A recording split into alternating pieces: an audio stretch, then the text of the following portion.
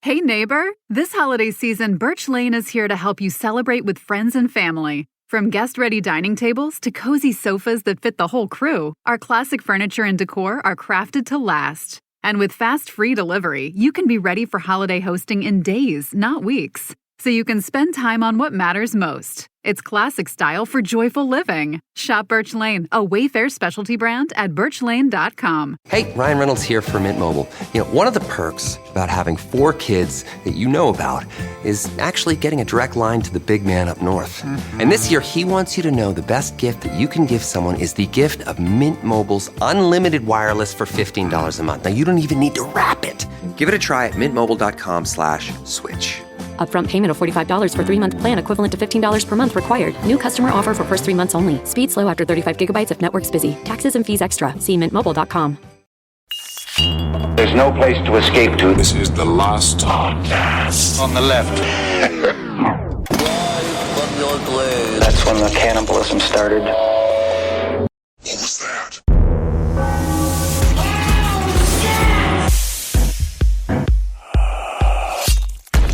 It's exactly what you'd think it would be. Yeah. Super macho guy. Lovey, wearing some panties. Really loves it. They really love it. Love it, to the point where he'll kill to cover it. It's about the panties. Mm-hmm. It's about feeling like a sexy. pretty lady. Yeah, feeling sexy. And you don't understand. Like, dude, you could fucking just pop on some panties. You don't kill anybody, man. Yeah. I know he's a military man. It's just difficult. like it. Ask your father. You know what I mean? How'd he feel? Father's not a military man. Your father kind of acts like one. If your father found out, if you found out your dad wore panties, like hardcore panties and stuff like that, Be happy for him. Yeah, why not? Well, you'd be fine with it, right? Of course. I would be fine with, anything as long as it was consenting and legal. That's the kind of stuff my mom used to hit me with towards the end, where she was like, sometimes I wonder if your father was gay. But then my question is, to what end? Yeah. Uh-huh. For what? What do you mean for? Well, being gay isn't for anything. But I'm just saying, then, but now we're just talking about... Do you think gay people have do you believe in the gay agenda? I mean, yeah, I believe in the idea of antiquing. They have an agenda quite often for seeking, classic fashion combinations. I personally and love foods. the gay agenda. It's great. I serve the gay agenda. Yeah, we're theater kids. Oh, very deep. Yeah, we're in entertainment. Of course we serve the gay agenda. Well, it's just the idea of, now that he's in the hospice bed and we're all banding him back and forth about whether or not he's gay or not, I don't think it matters. But it's like, if you found your hardcore Do you think father, he heard you? Yeah, I don't know. Yeah, maybe. Can't say nothing. Now, do you think that you're dead, though? But if he was all because he's a big, strong man, would you just let him go? Of course. Yeah, I'd let anybody know that I love go. If they wanted to fly, fly, brother. Would you buy him underwear? Yes. Wow. If he asked me to, if he was embarrassed. He never would. No, he never would. But if he asked me to, I would. Yeah. Would you? For your father? No.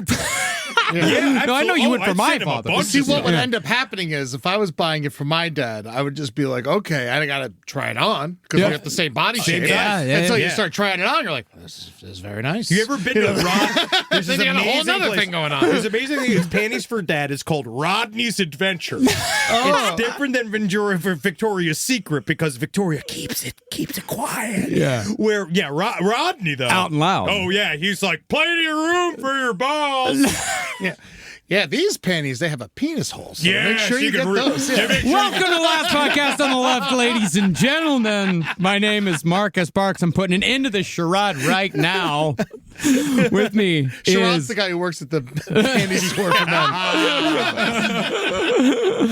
With me is the panty curious Henry Zabrowski. Wink. I am panty curious because it's so nice, and it seems that if it fit under my gut, my panties wouldn't fall down as much inside of my underwear or inside of my pants, like I've been saying. But also the problem is it does push it down because I have a little butt, so I'm smooshing them. I'm eating the back of the panties with my butt, and then my balls are pushing down the front. I know we've talked about this a lot lately, but have you thought about a thong?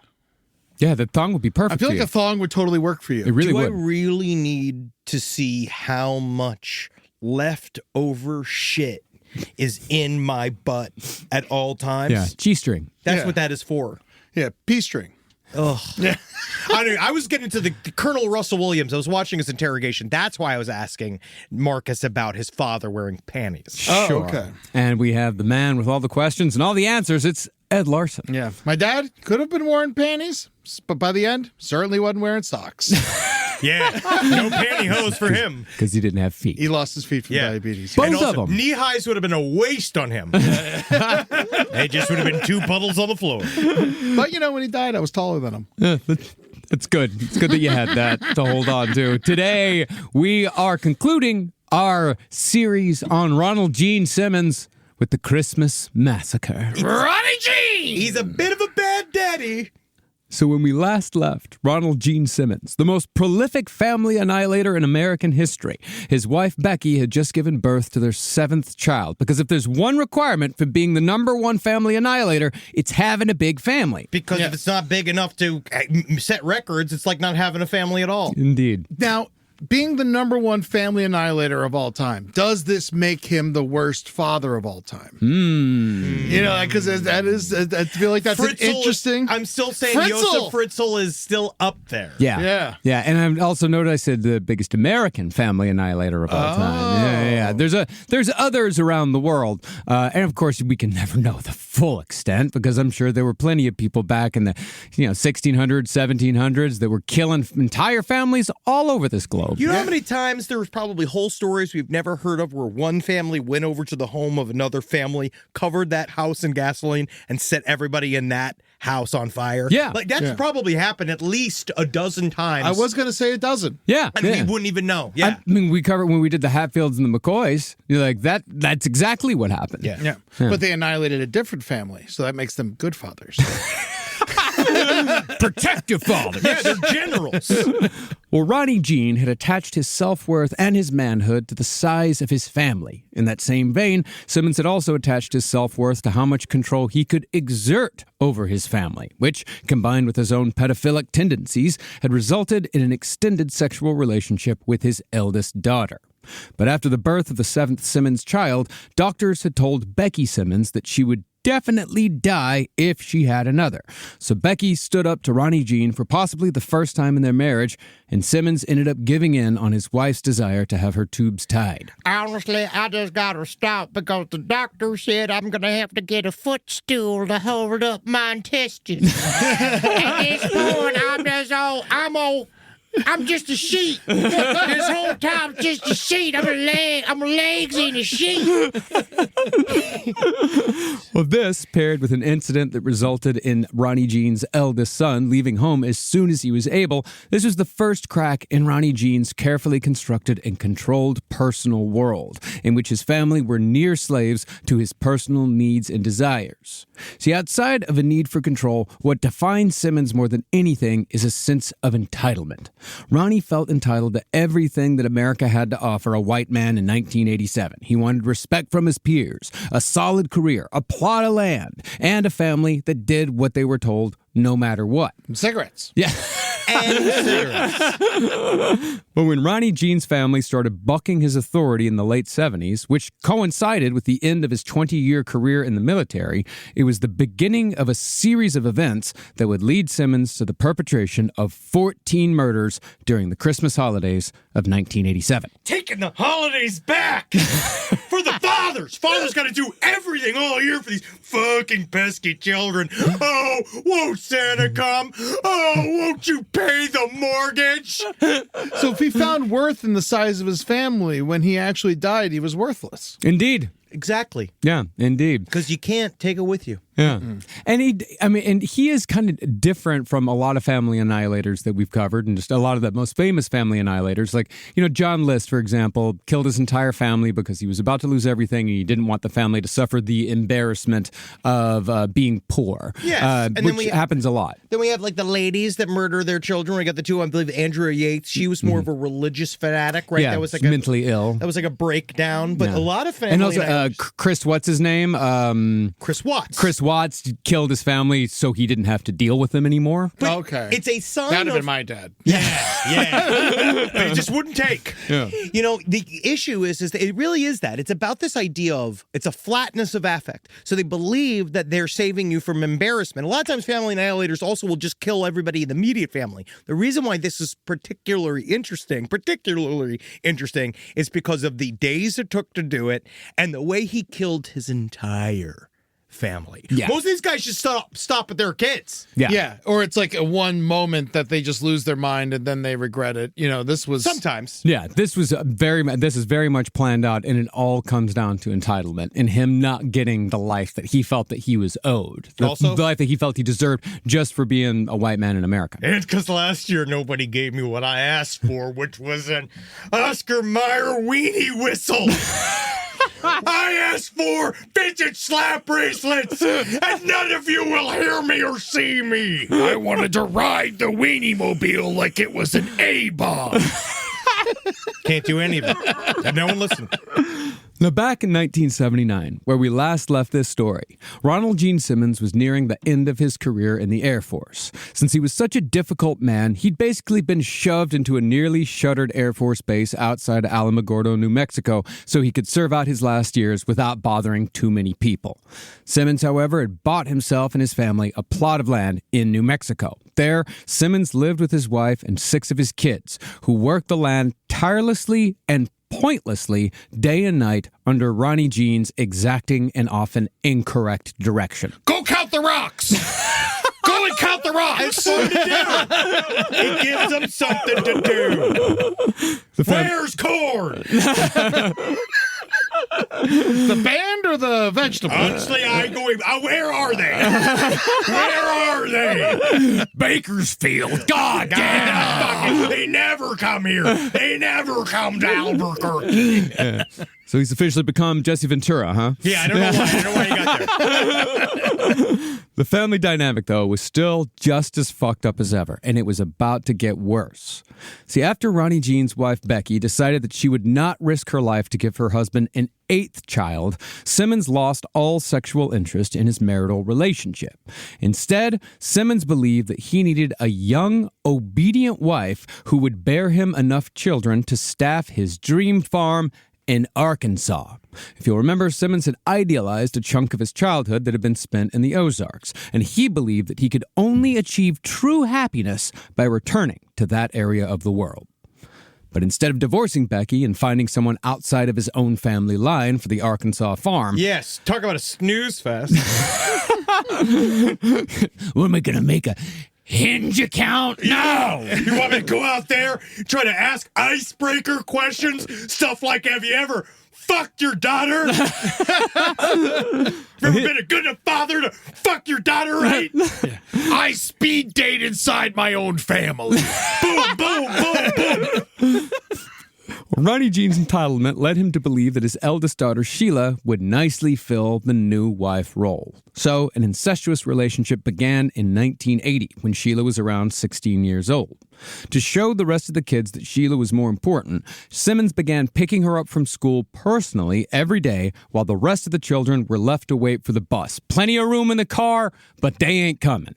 Simmons also began following Sheila everywhere with a Polaroid, so he could take as many sexually suggestive pictures as he wanted. God, Polaroid cameras, man. No, we've talked about it plenty. Many. They have captured so many crimes. So much child pornography. Really? Yeah. Because you don't have to take it in. Yeah, you don't have to take it in. No, all like Jeffrey Dahmer, like he was a big Polaroid guy. Oh, really big. I personally like Polaroids, and I think they should be a sponsor. You see, they're a wonderful way to keep a memory. They are wonderful. I do love them as well. Yeah, I mean, it's wonderful. I have one Polaroid. I love to see what a wonderful patina of the old times. Me, my uncle. It's nice to see. But then it is nice to have just a collection of my corpses staring at me in the shed, just because then I'm like, I have them still. Yeah. Well, after Ronnie Gene and his daughter began actually having sex, Ronnie Gene did not hide the relationship with his daughter from the rest of his kids or from his wife. He even gave Sheila pet names like Ladybug and Little Princess. This is my daughter I fuck. I'm sorry. I should put that. It's my wife.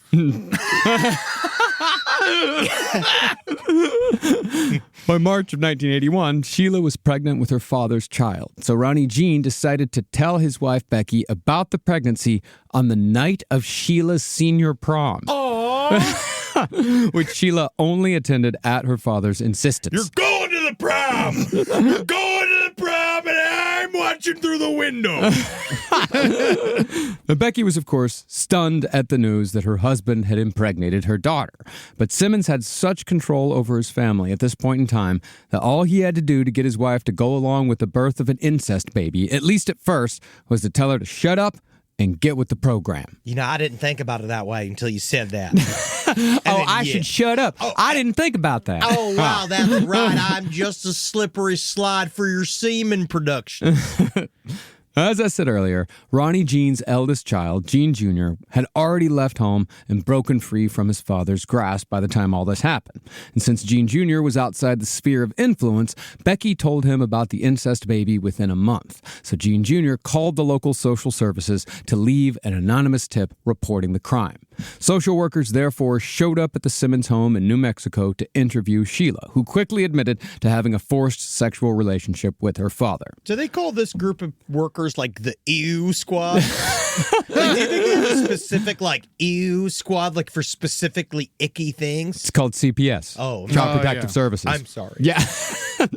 There's some of our most thankless government workers out there, and they get good on you for all the CPS workers out there. I'd be like, go send some yucksters out there. Yeah, that's what we need. Some guys who can really take it. We gotta get some real. Yeah, it's you don't want the word yuck in there though. Yeah. Oh no, you mean you don't mean yucksters. Oh, the yuck. No, not laughing. Yeah, I mean yuck. Oh yeah. Yuckers. Oh yeah, the yuckster squad. Yeah. They get to go in there. Those are yuckers. Yeah. Oh sure. Thank you. That's pronunciation. The creepy crawlies. I get it.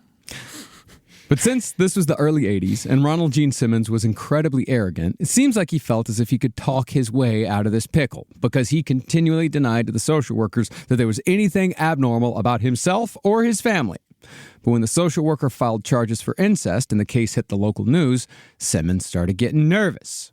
The trigger to actually leave, however, came when the former mayor of Alamogordo was sentenced to 60 years in prison for child sex abuse, which showed Ronnie Gene that a white man could indeed go down in America for doing exactly what he had done. And this is why I love Arkansas. Yeah. They built an entire state truly devoted to the ideals of this country. If you're a father and you made a child, just reprint it. That's what I say, man. Double down. That's what that is.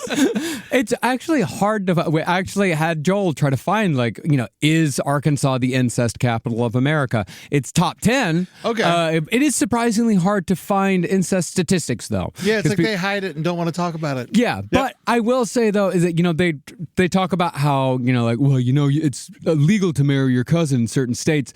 I think you need to look at states where it's illegal to marry your cousin because that means it was happening so often they had to pass a law. Whoa. Yeah. Interesting. Yeah. Great. Yeah, it is illegal to marry your first cousin in Arkansas. However, it is legal to have sex with them and to live with them. Oh, wow. Yeah. Okay. So put that in your pocket. Oh, good. No, take it home. That's safe. I know we just passed Thanksgiving, but you can save that one for Christmas. Oh, yeah. No, that's a Hanukkah story.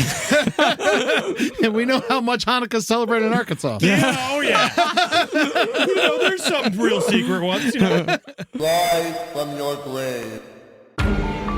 Think you know the truth about the world around you? Think again. Every strange sound, unexplainable sighting, and bone-chilling legend has endless possibilities hiding in the shadows. I'm Yvette Gentile. And I'm her sister, Rasha Pecoraro. Every Friday on our podcast, So Supernatural, we dive deeper into the mysteries that defy logic. From haunted spaces to cryptid creatures, we unravel every loose thread and uncover all the possibilities of the unknown. If you're determined to find the truth behind the world's most bizarre occurrences, listen to So Supernatural every Friday, wherever you get your podcasts. This podcast is brought to you by Squarespace. Squarespace is the all-in-one website platform designed to help your business stand out and succeed online. Every dream needs a domain, which is why I've finally solidified the borders of my own. Animalsurlregister.com. You will bend to my will. Thanks to the power of Squarespace, I have been quantifyingly organizing every single available animal-based creative business URL that is around, and I'm coining them for myself. Wonderful things such as buffalossauce.com, such as kangaroohats.com, such as many different chickenshoes.com.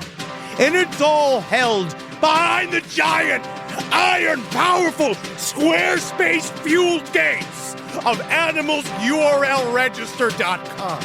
And any one of you that dares defy me or the unilateral power of Squarespace with their Blueprint AI, Squarespace AI enhanced design partner, which sounds like the hand in hand, we will march across the graves of URLs that people have been trying to steal from under me using the cannons of animalsurlregister.com. Me, AI, my old buddy Jeff Bezos, we're coming for you, all right? Squarespace is going to help me. Squarespace is my bullets. Squarespace is my canvas. Squarespace is my God. We like Squarespace here. Head to squarespace.com/left for a free trial. When you're ready to launch, use offer code LEFT to save 10% off your first purchase of a website or domain. How you doing, everybody? Ed Larson here to talk to you about your deepest fears. Do you listen to last podcast too much? Does it make you scared to be home alone late at night, worried that someone's gonna break into your house and slap your hiney a bunch? Well, Simply Safe will help you feel safe. That's right. Simply Safe is different. It's proactive with a double layer of defense that stops crimes before they start. Unlike the crimes that happen that we report on last podcast that were not stopped. You know what? I don't think we've ever covered a case that Simply Safe was involved in. Simply Safe, if they were everywhere, we'd be out of work. So go ahead. Get me a vacation. Go get Simply Safe installed in your house so no one can come inside of your home and slap your hiney till it's red. We absolutely love Simply Safe over at the LPN studios. They watch guard and make sure nobody enters into our studio trying to steal our thoughts, because our thoughts are worth almost dozens of dollars. This month only, take 50% off any new system. This is one of the best prices you will ever see for Simply Safe. Don't miss it. Hit simplysafe.com/LPOTL. Again, that's simplysafe.com/LPOTL and lock in your discount. There's no safe like Simply Safe. And so, after Sheila gave birth to her father's child in July of 1981, Ronald Gene Simmons somehow got a loan. That tells you, that's the fucking insane thing about this is like in 1981, is that this guy who has been on the local news for having an incestuous relationship with his daughter can still walk into a bank like, I'll give you $14,000, no problem. You know what? If you figure there in the end, they're like, we got to support our community. Because as soon as he falls, we're all going, boys. Yeah, but there's no internet. The guy probably had no idea that he was a kid fucker. Yeah, That's very possible. Yeah, very possible. But after getting a loan, Ronnie Gene packed up his entire family into a U-Haul and escaped New Mexico just before the sheriff arrived at his property with a warrant for his arrest. This, of course, effectively ended Ronnie Gene's career in the Air Force. Unbelievable. He put the force in Air Force. But in the midst of the escape, Ronnie Gene had finally decided to take his first shot at his dream. Their ultimate destination was the small town of Ward, Arkansas, which was just 80 miles from Ronnie Gene's dream town of Hector in the Ozarks. But rather than being the place where Ronald Gene Simmons finally found contentment, Ward, Arkansas would instead be the site of both Ronnie Gene's Christmas-time family annihilation and the spree shooting within the town itself that followed soon after. Oh, he must have got a good mortgage interest rate. Yeah, he did, actually. That's really nice. Yeah, he did. Yeah, he took a lien against his property in New Mexico and was able to get a good amount of money to really just start a new incestuous life in Arkansas. That's smart incest real estate concepts. And this is before they had the national database of crimes, right? Exactly. Okay. Yeah. I mean, he easily escaped the incest warrant, and the warrant wasn't filed with the FBI. States didn't share information back then, so as long as he stayed out of New Mexico, basically in the clear. But even though Ronnie Gene had escaped justice... Yeah, now he can fuck his daughter anywhere he wants. We know, Henry. We know. That was what I asked in a much nicer way. You can fuck her in Delaware. You can fuck her in fucking any place. West Virginia. We know. Actually, I think West Virginia is number one. Yep. Oh, yeah. I think it might be. It's destination. Yeah. It's all the moonshine. Yeah. But even though they call it the Mountain Dew. Sure is. It's destination for fun. But even though Ronnie Gene had escaped justice, he was still terribly paranoid when he arrived with his wife and 6 kids in Arkansas. His family was ordered to keep all the lights off in the house and never answer the phone. And the children weren't allowed to go anywhere outside of the house by themselves. Sheila, however, started to wrest herself free from her father's control after they established themselves in the South. She attended a business school in Little Rock, and when she finally started making friends, she began seeing just how grotesque the relationship with her father really was. It's so hard to share stuff with your friends when you're like, when your daddy spits in your mouth in order to make you a chocolate fountain, and they're like, what? You're not supposed to be doing that. Like, you don't do that. You and your daddy don't share a toothbrush on top and bottom? No, just the top. Oh, yeah, you don't? Oh, that's weird. That's weird. You've never fathered a child with your father. Mothered a child. Yeah. Well, who are you? I was both. I kind of was both. I was wearing the pants. You're a man, aren't you? Yeah. Oh, you got me. Uh-oh. Where's Sheila? I'm just a colonel in the Canadian Army, and I've been wanting to wear panties in a career-like fashion for a long time. This is the worst version of Ladybug. Featuring Colonel Russell Williams. Ladybug is a great idea. And Rodney Dangerfield. But even though Sheila was making friends, the sexual relationship had nevertheless continued, so Sheila became pregnant again in late 1981. But Gene, perhaps wanting to avoid any more undue attention, forced her to get an abortion, which ended up being a turning point for Sheila. After the abortion, she began confiding in a new friend, Dennis McNulty, about the incest. And eventually, she found the strength to completely reject her father, despite his continual attempts to shame her into having sex with him. This, of course, was another blow to Ronnie Gene's fragile ego, which was made all the more powerful because Arkansas was supposed to be where Simmons was finally going to get everything he thought he deserved. I also wonder why he thought that, you could shame your daughter into having sex with you. I don't feel like in that way you might need to, bribe her or something. I feel like if you're doing things like, Daddy's hard, can't you see how hard your father is? Yeah. It's such a bad pitch. Yeah, it's trying to make her feel bad for her. Look how hard your father is. What's he going to do with it? What's your father going to do with it? You going to leave him out here in the cold? It's also he's not wronged by anybody, it seems like, at this point. No, he's never wronged by anybody. It's all about what he believes he deserves. Yeah, he's a piece of shit. Yeah. Yeah, everything bad that happened in his life was his fault. He's a bad man. Yeah. Did bad things. Now, within a couple of years, Ronnie Gene found a 13-acre plot of land outside of town that he eventually named Mockingbird Hill. Oh, that's so nice. Isn't it? After purchasing the land, Simmons crammed his wife and 5 remaining kids into the double-wide mobile home that had already been plopped down on the property. Now, naturally, Mockingbird Hill was an absolute hellhole of an existence. Ronald Gene quickly turned it into a white trash cliche, filling it with junked-out cars, electrical fixtures, barbed wire, and various other pieces of junk that Simmons would force his children to use for his harebrained projects that never quite worked out, because his labor force was entirely children. The double-wide also had no plumbing, so Ronnie Gene had his kids build outhouses out of scrap and dig massive privy pits to hold all the waste that 2 adults and 5 kids create. Within just a few years, though, those privy pits would become a terribly odorous mass grave for the Simmons family. Oh, there was a book about it, right? To kill a bunch of mockingbirds? I thought that was the fight against wind energy. Now, even though Ronnie Gene seemed to be making headway towards his dream of a family farm in Arkansas, the indignities of his own reality, or at least the indignities he perceived, kept hitting him square in the face. Sheila began dating her friend Dennis McNulty, and despite Ronnie Gene's best attempts to sabotage the relationship, he'll never love you like I do, he'll never love your incest daughter, Sheila and Dennis got serious.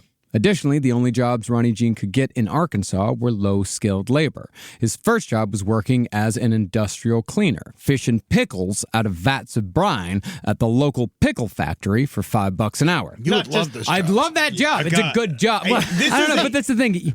They say that if you love your job, you never work a day in your life, but you also don't want to overdo your passions. Yeah. You don't want to get too close to the brine professionally. Yeah, sometimes I'll go months without eating a pickle just so I can get the pickle flavor back up and I can get the desire back up. It's sort of like edging, but for pickles. If you have your manager breathing down your fucking neck about dill production, you're going to be really fucking pissed. You're going to be like, first of all, money and pickles never should have been a thing. No. Pickles were made by humans that were made by nobody. Okay? Pickles are literally, we took God's fucking bad creation and we made it tasty. Mm-hmm. I just hope one day someone looked at him and was like, Ronnie, you call this a fucking gherkin, you piece of shit? Yeah, he's just like, no, take a look. This is what I call a fucking gherkin. And you see his purple little incest-filled penis. Gherkin, this is barely a cornichon. I fucked my daughter for a long time. I know what gherkins are. If there's one thing this incest lover knows, it's tiny pickles. That's what I love. I love pickles. Well, Ronnie paired that job with a night shift at a Del Monte frozen food plant, neither of which were jobs befitting an Air Force man of Ronnie Gene's self-styled stature. There's corn niblets fucking everywhere. I am sick and goddamn tired. There's fucking little peas in my shoes. This place fucking sucks. I'm gonna go home and fuck my. All right. Okay. We're sick of hearing it. Ronnie.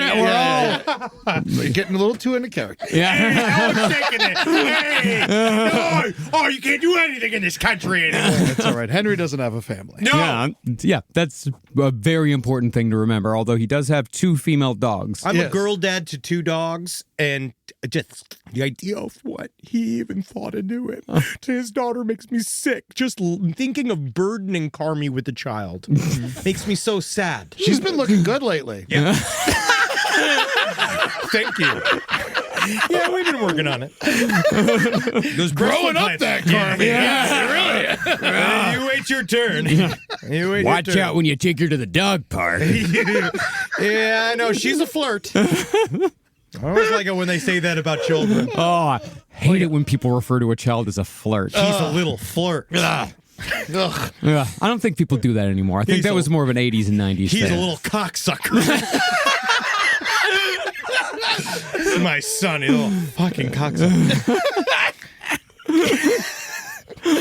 Well, before long, Ronnie Gene quit his job at Del Monte and got a part-time job as a cashier at a local mini-mart, where he played the part of the local pain in the ass right up until his eventual murder spree a few years later. What a horrible job for him to have.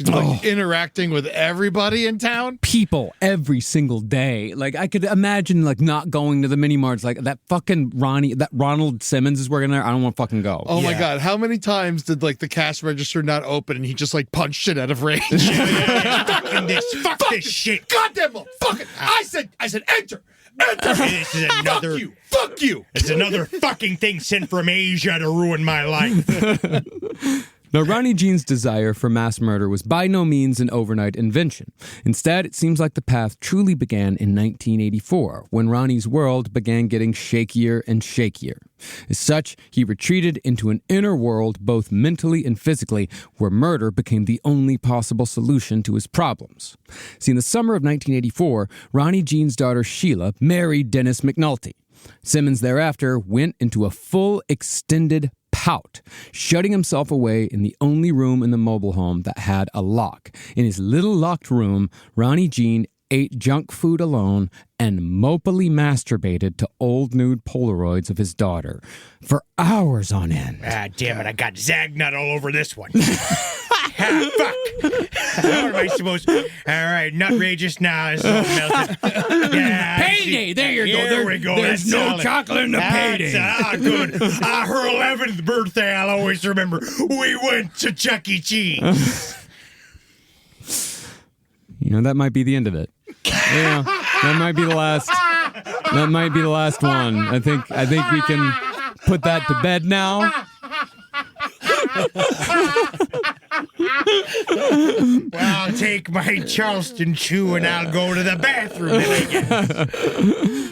Well, Ronnie Gene's other kids, meanwhile, were also starting to grow up, leave home, and start families of their own. By this point, 3 of the Simmons children had left and married, while Ronnie Gene's wife, Becky, was also asserting her own independence.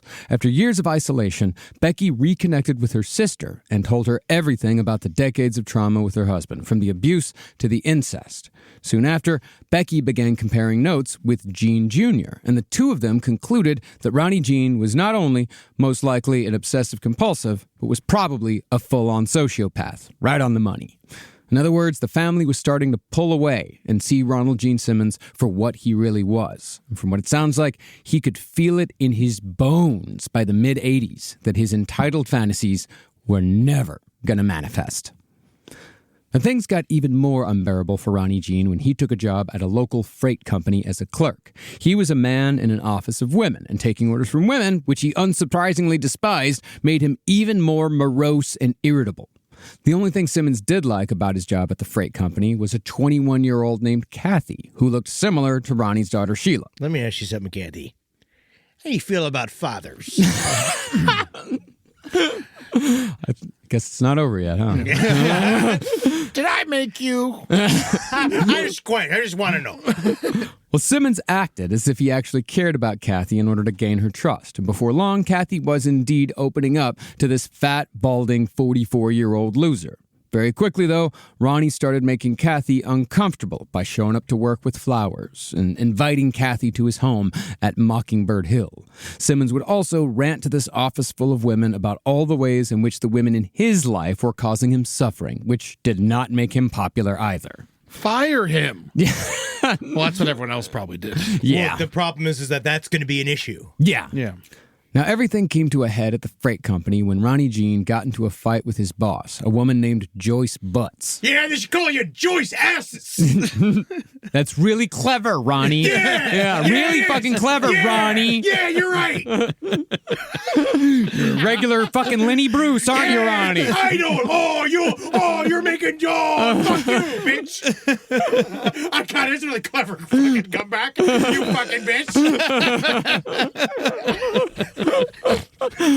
Well, in July of 1986, Joyce reprimanded Ronnie for failing to properly sort and code company bills according to company policy. Because Simmons pushed back by repeatedly insisting that his way was better. I like doing it wrong and slow. That's how it's supposed to be. 'Cause that's how shit doesn't get done. Well, Simmons and Butts got into a shouting match in front of everyone. So Joyce gave Ronnie an official write-up in his personnel file. A few months later, Ronnie walked into Joyce's office and literally told her to take this job and shove it. Like the song. Yeah. Right after he told his crush Kathy, quote, I hope you're happy now. And nobody knew exactly why. I hope you're happy now. Yeah, nobody knew exactly why Ronnie Gene quit that day specifically, nor did they know why Kathy should be happy about it. From what it seems like, Ronnie Gene was fully retreating into an impenetrable world of entitlement and rage. Because once he quit his job at the freight company, the countdown towards family annihilation began. I tell you right now, I'm coming right back here for you, Butts. I'm coming right back here for you, Butts. And you fucking know it, all right? Your butts are mine, Butts. Watch your ass, Butts. Coming for you. I'm going to stick my face right in there. I'm sorry. I didn't mean to be sexual. All right, I'm trying to stop that. I'm trying to curb that. Kathy, if you want to be sexual, I have free time. I will peruse your butts. Now, Ronnie Gene's grip on his family was indeed slipping, but Simmons did try various manipulation tactics to regain control before he murdered everyone. Tried begging first. He apologized to Sheila for fathering an incest baby. Hey, that's a first step. It's Good a bit, start. yeah. And then he insisted to Becky that he had changed, that he was going to bring the family back together. But like many abusers, Ronnie Gene made it all about himself rather than taking any responsibility. In one letter to Becky, he wrote, quote, "You just don't know what it's been like for me." For me. For me. Have you thought about how I feel about impregnating my daughter? Do you have any idea how hard it is to groom somebody for that long? With all the opportunities? How often people are slinging bush at me that I had to say no to? The family, however, was not buying it. In Becky's letters to her sister in the months before the massacre, she referred to Gene as old crazy and called him a jerk. Oh, God. But, I mean, it doesn't sound bad. It would have been unthinkable a few years before for her to even utter a single, bad word about him. And now she's, openly telling people about it. And additionally, Gene's attempts at molesting his other daughter, Loretta, had been thwarted. See, Becky didn't want what had happened to Sheila to happen to Loretta, so Becky had well prepared Loretta in secret to watch out for her father. As such, Loretta only communicated with her father by slipping letters underneath the door of Ronnie Gene's locked masturbation junk food room, where he was spending much of his time. I'm sick of reading your erotica. All right, I'm sick of this. What is a court of thorns and roses? If you would have just stuck to the junk food masturbation room, everything would have been fine. Yeah, I mean, I think that's the case with many men. Mm-hmm. If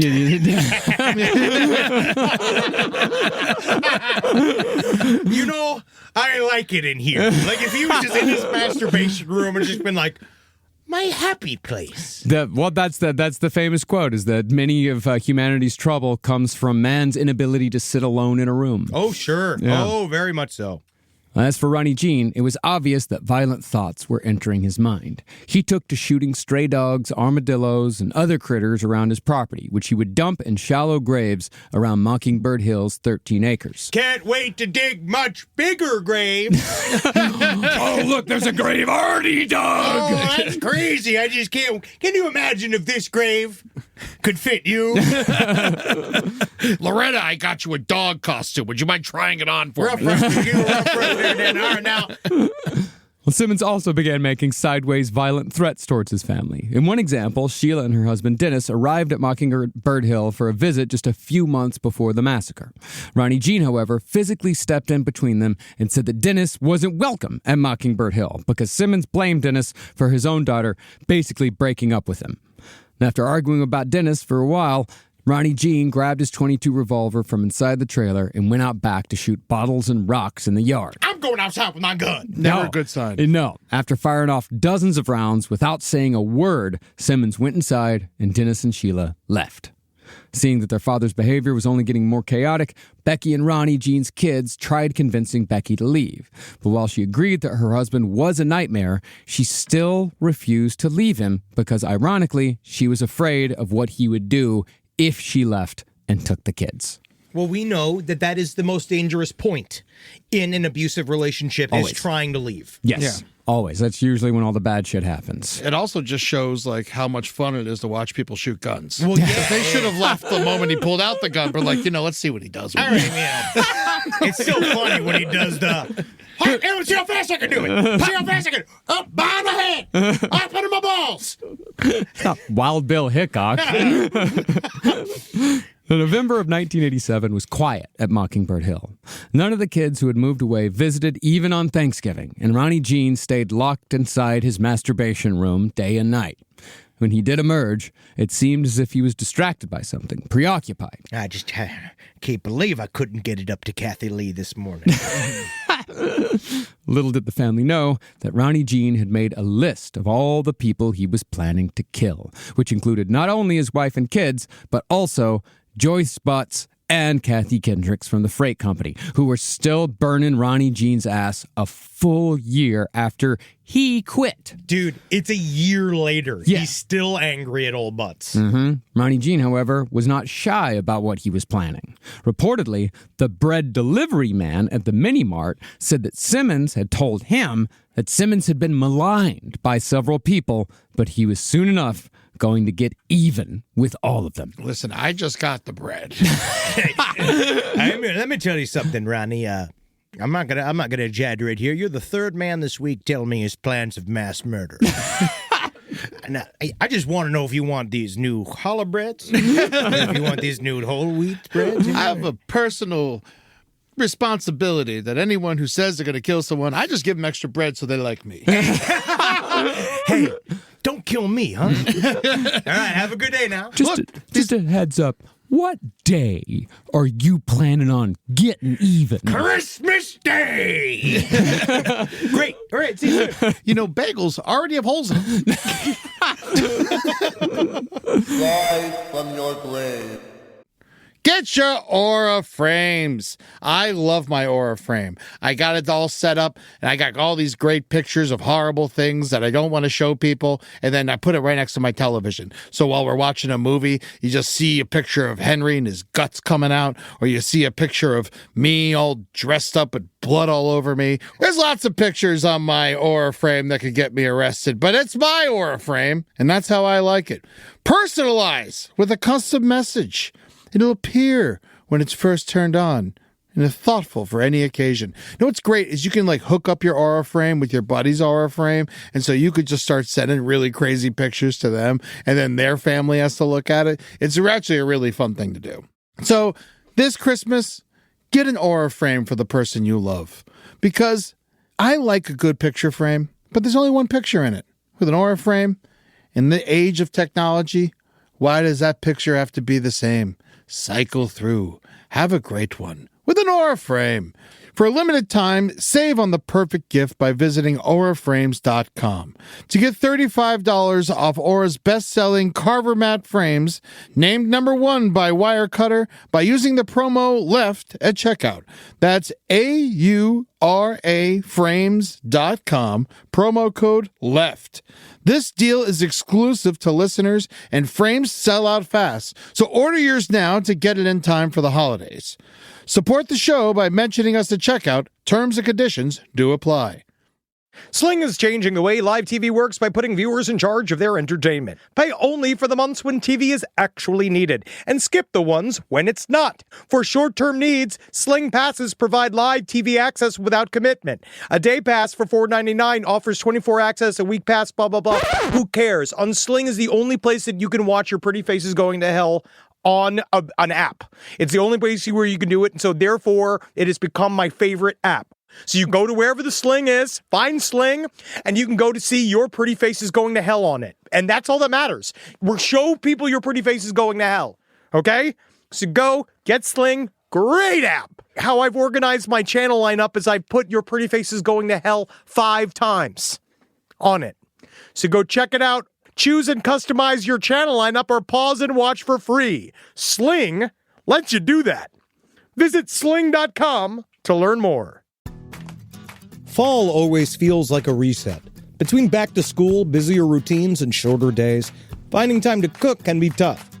Factor's chef-prepped, dietitian-approved meals make it easy to stay on track and enjoy something comforting and delicious, no matter how hectic the season gets.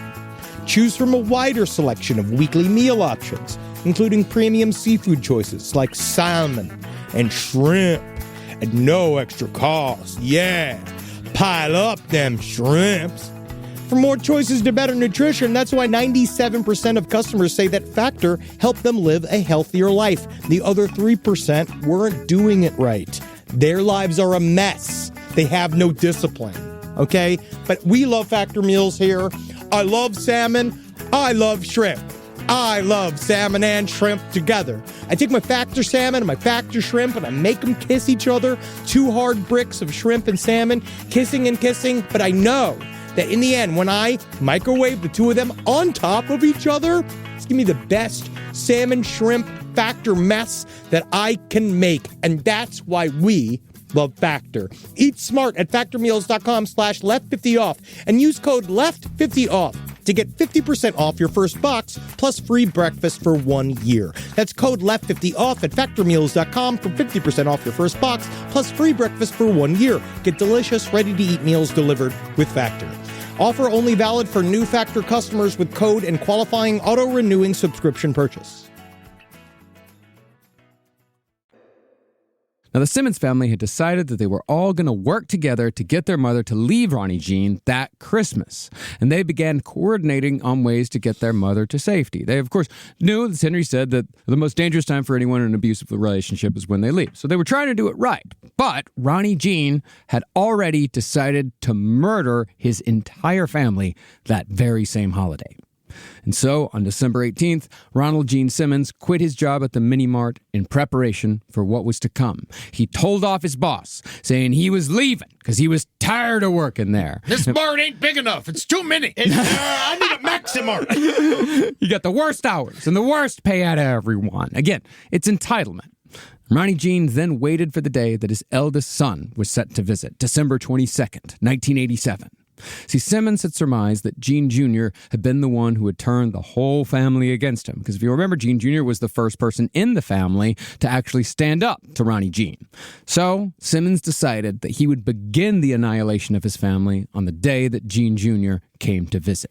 Now, I feel like a lot of people, not that everyone has a kill list, but I almost feel like there is a therapeutic way for you to make the list and then burn it.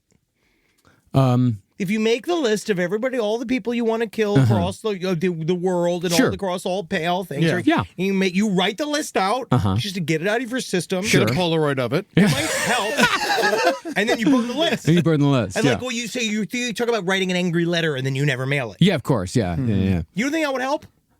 Who's number one on your list, Henry? Yeah. Oh, I don't know if I should say. I think he shouldn't. I think that's something for a private conversation. It's for Christmas. Oh, yeah. Maybe he was just making a Christmas list. It's a Christmas list of all the people I want to deliver to Jesus Christ.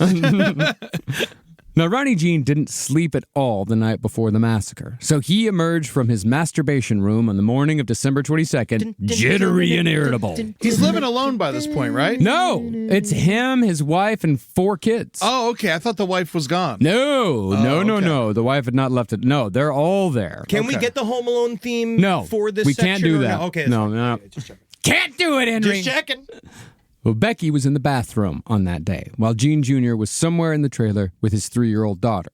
Ronnie Gene's 4 school-aged children, meanwhile, all between the ages of 17 and 8, had their last breakfast, then left for school.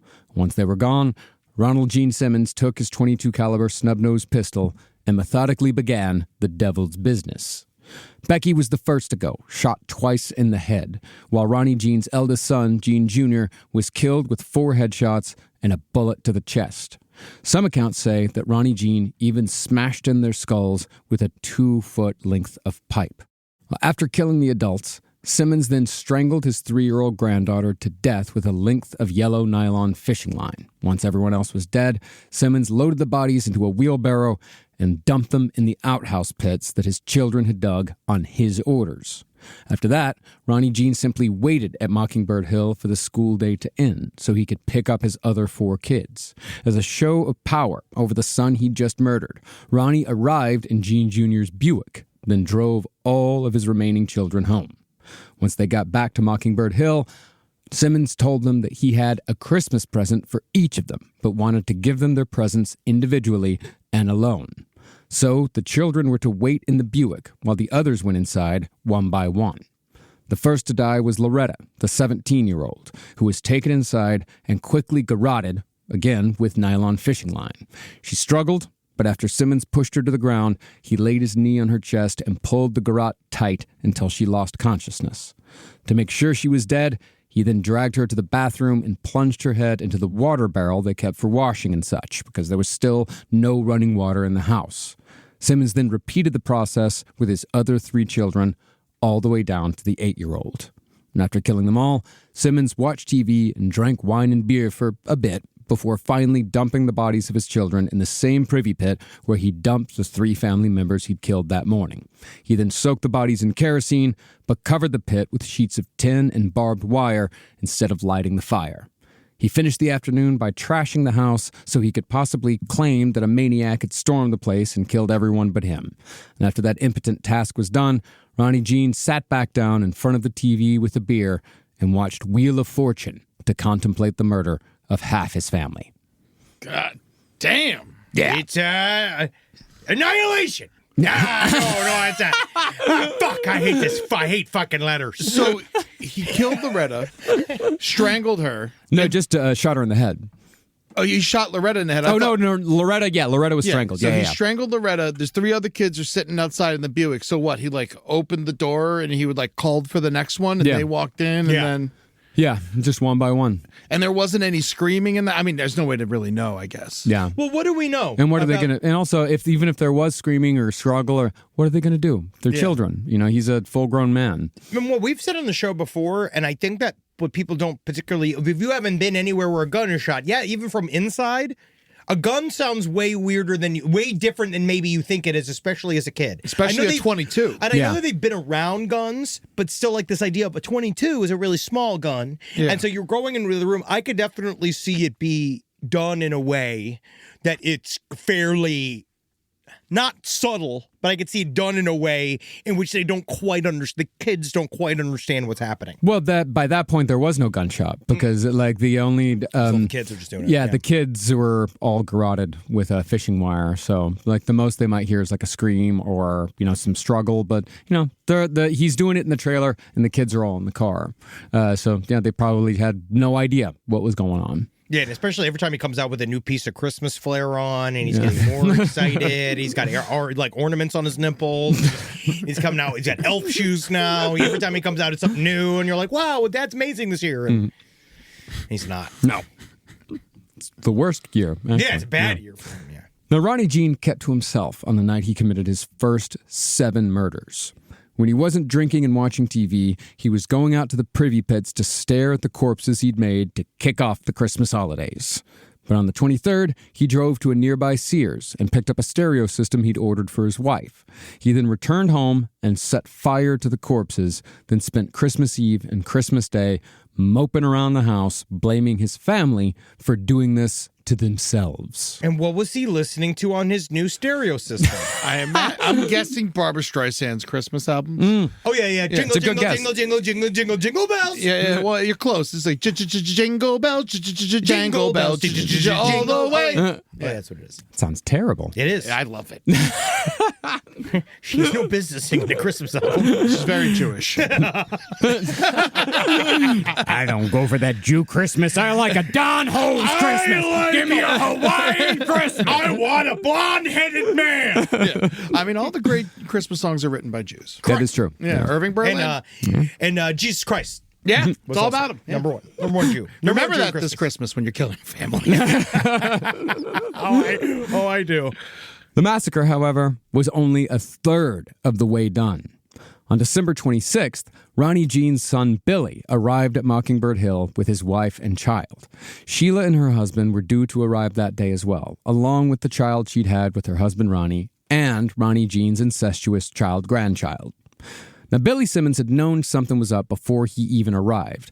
He'd called his grandmother on the way to Mockingbird Hill, and she told Billy that she'd been worried because nobody had answered the phone at the trailer for several days. Sheila was worried as well because she hadn't heard from Gene Jr. since the 21st. But despite these massive red flags, Billy and Sheila still went to Mockingbird Hill without calling the police, most likely because they were holding on to the hope that their worst fears had not come true. I also bet you they were kind of half opening that he just killed himself. Yeah, and maybe her mother was somewhere else. Yes. Yeah. But he's also, I mean, like, he's been physically abusive by this point, right? Oh, very much so, yeah. But he's never, like, taken it to the next level like this. No. But he's been a terrorist to the family. Like, he's emotionally violent, and he's been threatening violence, and he's been amping up all the gun rhetoric and all the gun presence and all the gun activity. Mm-hmm. So it's like he's been very much getting them ready. But you still never think it's going to happen to you. You just think it's a story that you hear.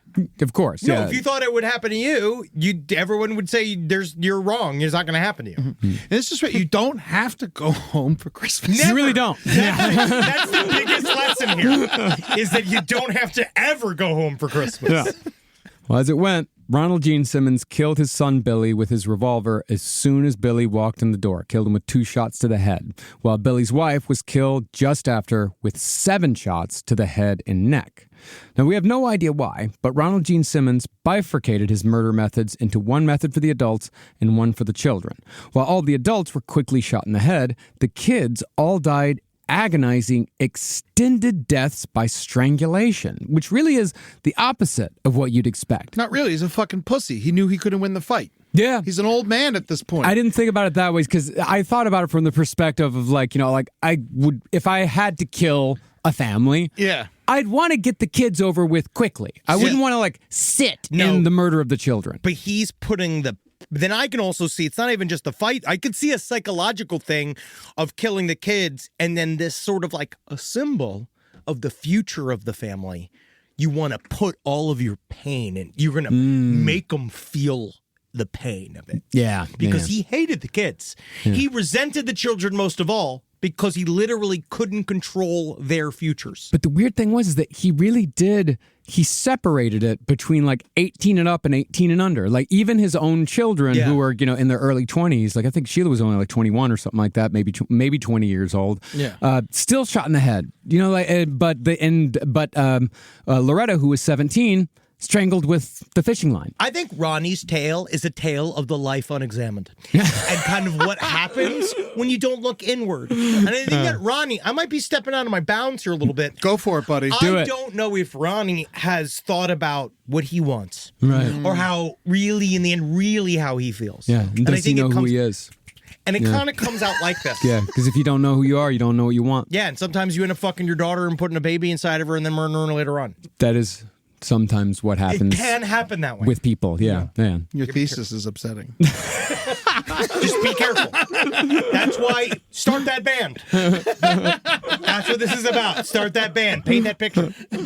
Well, in this, the third murder spree, Billy and his wife had brought their baby to Mockingbird Hill. And after shooting the baby's parents, Simmons once again used the nylon fishing line to strangle his grandson before holding him underwater in the bathroom water barrel. Afterward, the bodies were all dragged into the double-wide's dining room where Ronald Gene Simmons awaited the last of his family.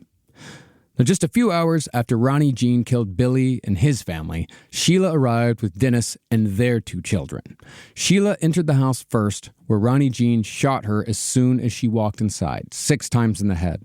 Now, after hearing the gunshots, Dennis ran inside as well and was killed by a single headshot. And this is also an interesting psychological thing, is that every time he shoots a woman, he shoots them far more times than he shoots the man. Yeah. The man gets 1, maybe 2 bullets. Just knocked out. The women anywhere between 4 and 7. It's almost like his version of ultraviolence with the gun on them. Yeah, no, he wants to destroy them as much as possible. He's got this rage towards women specifically. And he hates the kids. And he hates the kids. Yeah.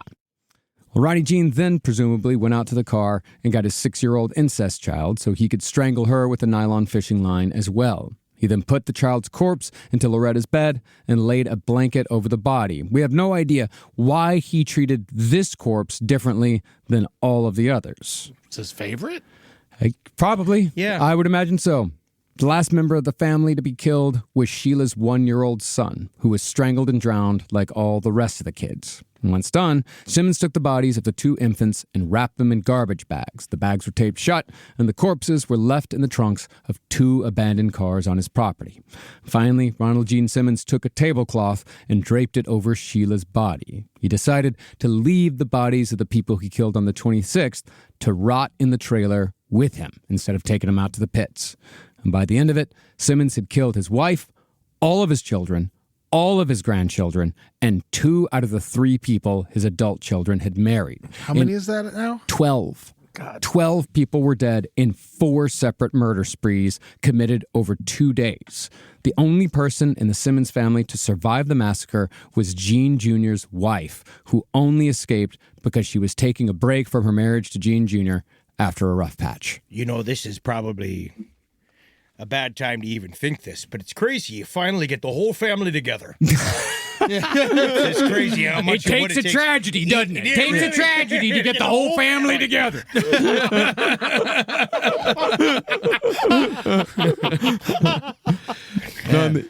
Now, on the evening of December 26th, after Ronnie Gene had finished killing his entire family, he went to a nearby bar, ordered 2 cocktails, drank only one, and did not tip. Prick. Yeah. But Right? on the 26th. Yeah. But, Unbelievable. but bar patrons remembered that Ronnie, for some reason, continually toasted the empty chair next to him. But he was always an empty chair next to him. It's not like the guy ever drank with anybody. Exactly. No, Yeah. but this time he was happy about it. The next day, Ronald Gene Simmons stayed home drinking and watching TV. But he also wrote a list. See, Henry? See, It's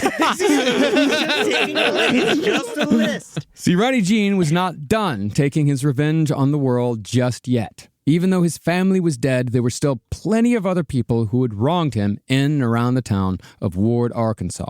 There was, of course, Kathy and Joyce at the freight company. But Simmons also planned to kill David Sawyer, his old boss at the Mini Mart.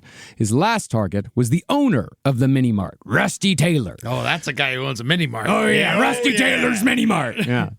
He defended Simmons when he had sold the Mini Mart without at least offering to sell it to his worst employee first. Ronald, I would absolutely love. Hello, it's I, Rossi Taylor. Nice to meet you. I would absolutely love to sell you this mini mart. No question, absolutely not. But I don't know if you are aware of the collateral on it, of the structural integrity one must understand about the business itself, Ronald. I don't know if you're ready for this type of leadership. And are you ready for the grave responsibility of the slushy machine? It must be clean. It must be clean. It's my struggle. Interestingly enough, I made a slushie out of my family. Exactly, Ronald. It's that sort of self-referential sense of humor that will make me miss you always. I was Gene short for anything, possibly Geneford. And so, after doing practice runs on 4 locations where his targets worked on the 26th and the 27th to time out the quickest routes between each business, Ronnie Gene exited his trailer on December 28th on a mission. He had decided to wear a big white cowboy hat for the occasion. Yep. And he carried with him 3 letters, a bottle of wine, a box of crackers from when he got peckish, and 2 .22 pistols. Once again, he drove Gene Jr.'s Buick into town as a last petty fuck you to the son he had just murdered. I think this is him trying to be murdered by the public as well. You know what? I don't think so. Yeah? I really don't think so. I think he wouldn't have minded being murdered by the public.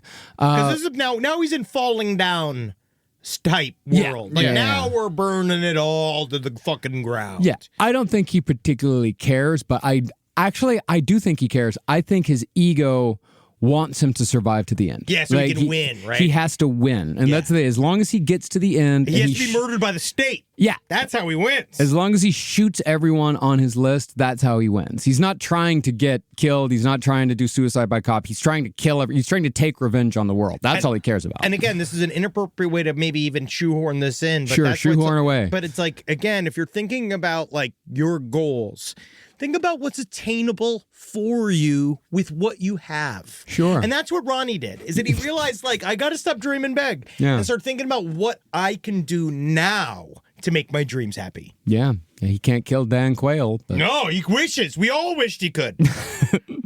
after mailing the letters, 2 letters to his nieces and 1 to his mother-in-law, Ronnie Gene drove to Kathy Kendrick's new place of work. Kathy, if you'll remember, was the woman who'd rebuffed Gene's sexual advances at the freight company. Have some flowers.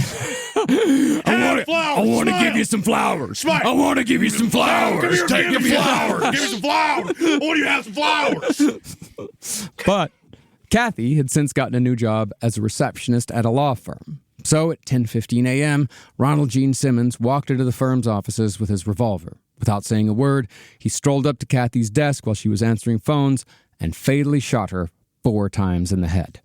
Sticking to his plan, Ronnie Gene left immediately and drove to Taylor Oil Company, where the owner of the mini-mart, Rusty Taylor, had his headquarters. Tellingly, Ronnie Gene did not walk inside when faced with a male target, and instead shot Rusty Taylor through a window. He's a bitch. He's absolutely a bitch. Yeah. No, absolutely. And when Simmons turned to leave, he was confronted by a part-time employee of Taylor Oil named J.D. Chafin. Gene shot Chafin in the head just once, but still fatally. Rusty Taylor, however, survived the attack, despite being shot twice in the chest. Yes, thank God. I had my Queen Elizabeth coronation plate in my shirt. I knew one day the Queen's grace would save me. Rusty is short for Rustiford. Now, by this point, the local police had been alerted several times over that a maniac wearing a white cowboy hat was rampaging through town. Yeah, well, call me when he's rampaging in my house. My shift, I ain't come back till the second. All right, so you just keep on going. You keep it looking like that. God, we had such a good year with not that many murders. I can't wait for this last week. December 28th. Boys, we're finally can celebrate 0 murders in this town, and we did it right. Good work, boys. Let's start drinking. Somebody answer that phone that's been ringing for the last 30 minutes. I won't do now. Of course, these guys had no idea who the shooter was or where his next target might be. So when Ronnie Gene showed up to the mini-mart to kill his old boss, David Salyer, there was no police resistance. Now, David Salyer was having coffee with another employee named Roberta and a 71-year-old local named Tony. Again, Ronnie Gene decided to shoot his male target through the window. But David saw Ronnie Gene raise his pistol, and David had enough presence of mind to duck before Simmons took his first shot. Once the gun fired, Roberta immediately tried going for the phone to call the police, but Ronnie Gene was unfortunately a very good shot. He got her twice, once in the mouth and once in the shoulder, but Roberta thankfully survived. What? But once Roberta was down, Simmons turned back to his old boss, David, who grabbed a chair and actually began walking towards Simmons while shouting, "Get out, you son of a bitch!" Gene fired again, but the bullet hit the chair and ricocheted off into David's skull. David was down, but he would survive due to the heroic actions of the last man standing at the mini-mart. That tough old buzzard was a surprisingly tenacious 71-year-old customer, Tony Carter. You think you're the meanest old fucking bastard in this town? You should have met me first. No one fucks around in Tony Carter's small town. Tony. There's Tony. This be my right hand Himmler and my left hand Oswald. See, when David went down, Tony grabbed a six-pack of soda cans and tossed him at Ronnie Gene's head. Take fence! Catch us! The sixer missed, so Tony kept grabbing individual cans of soda to throw them at Simmons while shouting, "You son of a bitch!" over and over. It's like Simmons was a wild animal that Tony was trying to chase away. Like, get out! Ow! Not Dr. Peb! No! This is apparently the only pushback needed because Ronald Gene Simmons could only fire wildly at the old man before he gave up and ran off. What a fucking bitch! Yeah. Again, all it took was a 70-year-old man throwing cans of soda at him. He's like, "Stop it! Somebody Stop threw a it!" jolt at me! And this they is threw a jolt at me, call the army! And this is the guy that for years been like, "If I would have been at the Tet Offensive, those Viet Cong wouldn't have taken Saigon." You know? Oh my God, he's got a dying spray! But since Simmons had worked at the mini-mart, Tony recognized him, so he called the police to finally identify the mass shooter terrorizing their small town. Ronnie Gene, however, still had one more score to settle. At long last, he drove to Woodline Motor Freight to murder his old boss, Joyce Butts. After walking to her desk, he shot her in the head and chest, then turned and walked to the back room. Joyce Butts, by the way, also survived. He was met in that back room by another woman that had worked with him at the freight company, but luckily for her, all of Ronnie Gene's scores had been settled. You know what? I'm tired. I'm tired, boss. Tired, boss. He put one of his pistols down, gave the other to his former coworker, and asked her to call the police. They soon arrived and arrested Simmons without incident, just 45 minutes after his last shooting spree began. And he didn't even get fucking lit up or anything. Yeah. That's what sucks about this. He got exactly what he wanted. He did it all. Yeah. He lived his dream. Well, he did get lit up with the electric chair. No, lethal injection. God damn it. Yeah, he wanted it. Just not as satisfying, is it? It's not. I mean, thank God, though, he used a 22 and not like a 38 or something. I think it really did save a lot of these people's lives. It did. It really did. Yeah. But yeah, he just liked a 22. Because he's a bitch. Yep. I mean, it was the gun he already had, so he wasn't adding 45 hurts my elbow. The kickback's too much. Oh, my thumb hurts.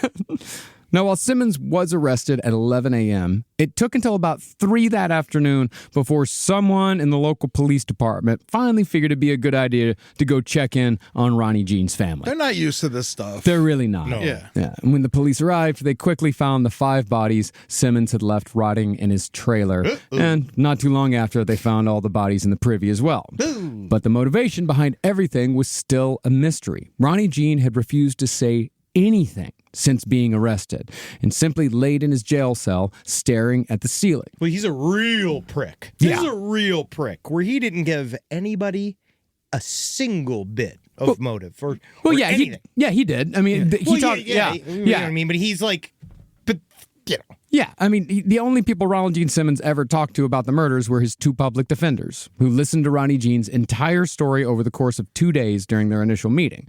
But after that, Simmons refused to say anything ever again. He just told them what he did. Yeah, he told him what he did. Yeah, all the information that we really have from his life is from his family, like the surviving members of the family. And Gene Jr.'s wife. Yeah, and Gene Jr.'s wife. Yeah, he had decades of practice of not talking to people. Yeah, he was real good at it. Yeah, and he also knew that not saying anything would drive people fucking crazy. You know, he wanted, because it was more control. You know, he didn't want to control the narrative, because some of these guys are like that. They want to control the narrative, so they say what they've done.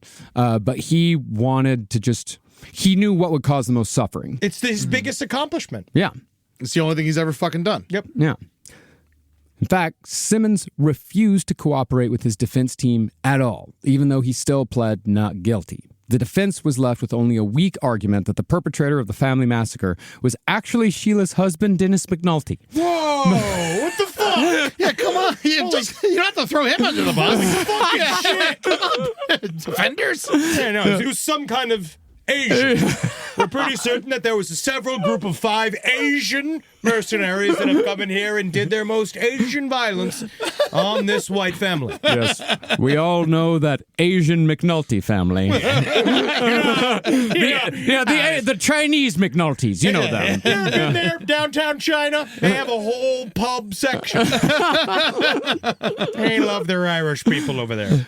But this defense didn't really do much to defend Ronnie Gene's spree in town on the 28th. Yeah. The only action Simmons took over the course of his trial was when he told his attorneys to watch out, because he was about to demonstrate what he called his mitigation neutralizing maneuver. That maneuver simply amounted to Ronnie Gene punching the trial's prosecutor in the jaw. Wow. This, however, was all a part of the plan. Simmons boasted that his mitigation neutralizing maneuver, which I found are the 3 hardest words to type in a row that I've ever typed. Yeah. Mitigation neutralizing maneuver? Yeah, it's a pain in the ass. Yeah. I don't even like hearing it. No, and you know what? I hate saying it. I can't believe that he said it. Well, Simmons boasted that this would ensure he got the death penalty, and in this, he was correct. Death was Ronnie Gene's wish, because after he was sentenced, he requested that no action be taken to appeal or change the death penalty. It's truly the epitome of a fucking bastard. Yeah. Yeah. The only thing decent that he did.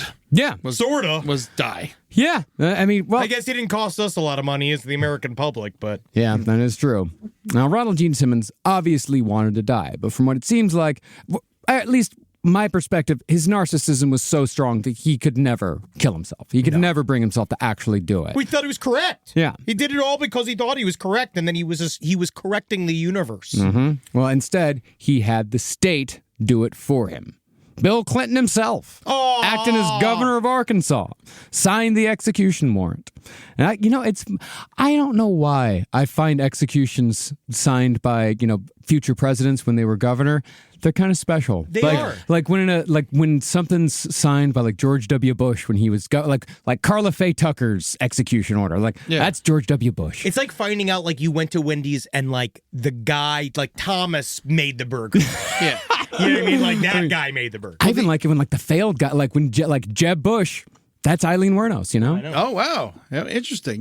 Clinton, though, he not only signed it, he also played taps on a saxophone. That was fun. I miss him. He's not dead. I miss him. I want to vote for him again. I can't wait for him. Well, after Ronald Gene Simmons had a public battle in the newspapers with a Christian organization that tried to save his life, he had to write letters to the newspaper saying, like, tell these people to stop filing appeals for me. I said no. Quit crying for me. I'm sick of your goddamn pity. I love that, man. Yeah. I mean, but that's good. Annoy him. Yes, annoy him. Always. Go for him. Well, he was finally put to death. I'm sick of all these damn trying to give me cats. All these fuckers in here trying to give me cats and shit, trying to raise a cat. Fuck a cat.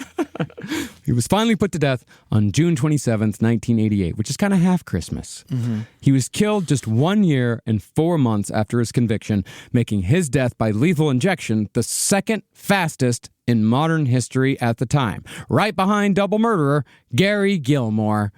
Merry Christmas, one and all.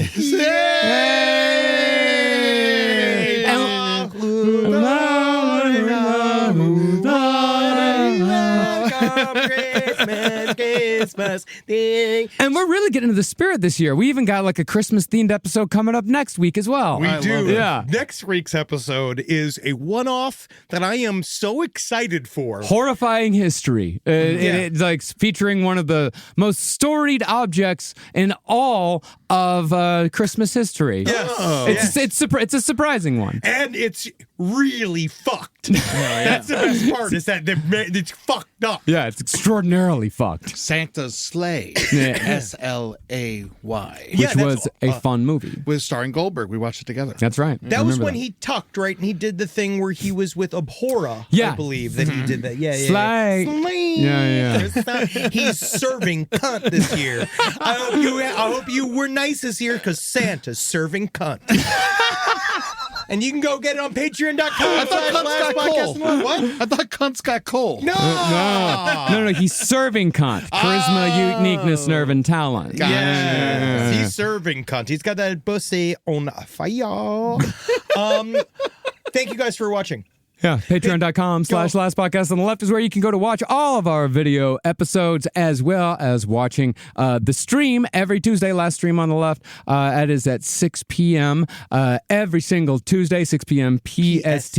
And I want to thank a listener named Ryan Marchetti, who sent me some of the, possibly one of the coolest things I've ever gotten.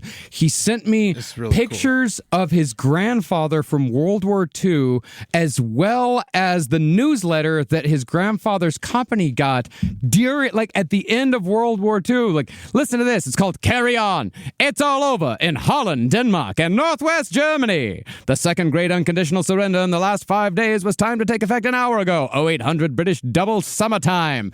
This is incredible. Thank you so much. You really shouldn't have sent me a family heirloom, but man, I love this. That's really 90th, cool. 90th finds Reich gold. All the gold in Germany, says Reichsbank official. That's amazing. That's a dirty. His grandfather's part of the Dirty Dozen. Yeah, it's a picture of him standing in front of a swastika that they probably blew up right afterwards. Wow, that's awesome. Yeah, so thank you, once again, Ryan Marchetti, for such a cool thing. Yeah, this is his grandfather, Joseph Pitt Marchetti. Wow. 90th Infantry, 359th Division, World War II. The tough hombres out of Texas and Oklahoma. Fuck yeah. Well, I hope he comes and sees us on the road. Hit me up if you do. I'd love to meet you. We're going to be in Philadelphia on January 31st, Austin, Texas, February 28th, Indianapolis, Indiana, March 13th, Cincinnati, Ohio, April 25th, Pittsburgh, Pennsylvania, May 29th, Grand Rapids, Michigan, June 27th, Tulsa, Oklahoma, July 17th, Oklahoma City, July 18th. These shows are so much fun. We're fucking having a great time. Akron was a blast. We're in Portland this weekend, but I'm pretty sure it's sold out by now. Yeah, it's if sold you out. might get lucky and snag a ticket, so go check it out if you want to come out. Also, I got some stand-up shows coming up. I'm going to be in Oxnard on January 4th with a whole bunch of people from the Last Podcast Network, and I'm going to be in San Francisco on February 18th. Come and see those shows, please. Yes, I love it. Thank you, Hail Satan. And I won't kill anybody this Christmas. I know you won't. You know why? Why? Because I'll be safely, peacefully stoned in my home. Nice. That's yes. really nice. Just don't fuck Carmelita. Hey! Yeah, no, I let my daughters be free. Yeah. Oh, yeah. I make my dogs wear pants. Yeah, cut that down. Cut that. Don't worry about that. Oh, man. Well, hail Steve Cropper, too. He passed away today. I love Steve Cropper. Blues Brothers Band will never be the same. That's right. Yeah, and hail the tough hombres. Yep. Well, yeah. Liberating us from the Nazis. Good work, guys. This is Comedy Bang Bang, the podcast, the promo. And in 30 seconds, I'm going to tell you why you should check out the show. I, the host Scott Aukerman, have a lighthearted conversation with famous celebrities like John Hamm, Allison Williams, Phoebe Bridgers, Jason Alexander, Natasha Lyonne, Bob Odenkirk, just to name a few. Things go a little off the rails when different eccentric characters and oddballs drop by to be interviewed as well. Each week is a blend of conversations and character work from your favorite comedians as well as some new hilarious voices. Comedy Bang Bang, the podcast. Listen every Monday wherever you get your podcasts. Hey neighbor, celebrate the holidays with Birch Lane. Our timeless furniture and decor are delivered for free in days, not weeks. It's classic style for joyful living. Shop Birch Lane, a Wayfair specialty brand at birchlane.com.